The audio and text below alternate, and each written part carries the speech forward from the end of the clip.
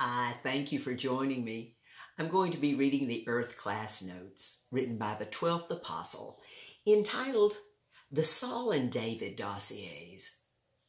The word dossier is from the French word meaning collection of written, documented information about a person, place, or thing, considered to be correct that may or may not be altogether totally true.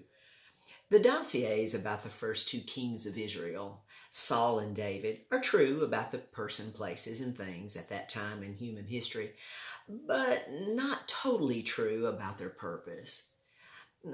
Especially Saul, who was a very tall, handsome man that was shy and very self-conscious when he was young, fostering fearful and angry emotions that he never mastered. But God had made an unconditional covenant with Abraham and his descendants regarding the land, for he wanted Israel to trust and love him in all things on altered earth, without kings ruling over them, as sons and daughters of the one and only true eternal God of Abraham, Isaac, and Jacob.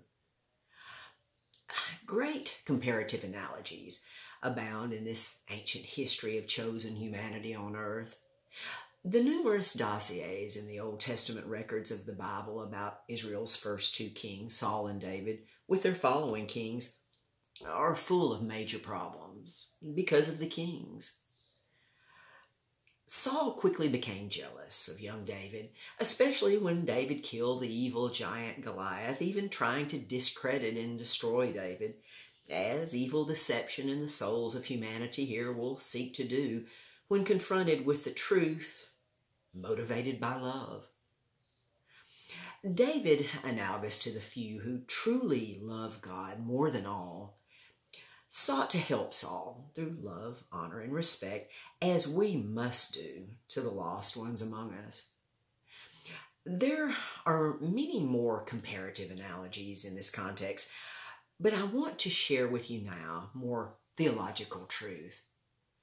There are very few human souls on altered earth who understand and believes to see the evil deception in the theoretical theology of the three evil O's theory, so to speak, that so many teachers and preachers believe and teach about their concept of God being, number one, omnipresent, meaning that God is everywhere and all time and all places at the same time.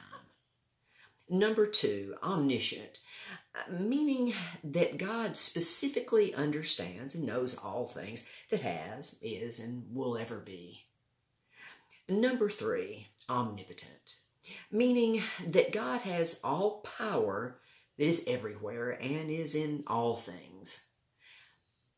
That evil theory would depersonalize God as a non-being, as a robotic identity. And this is the truth of the three evil O's theory. Powerful truths from the 12th Apostle.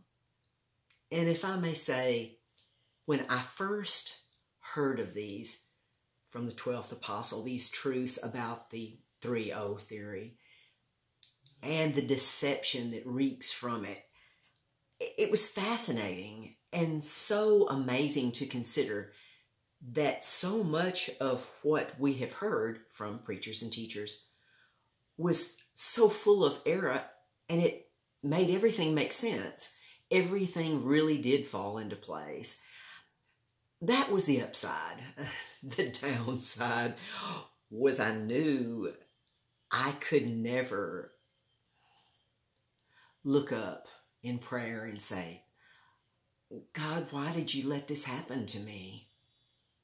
Why? Why did you let this happen? Why did these things come about the way they did? Why would you have done this? And it wasn't him at all.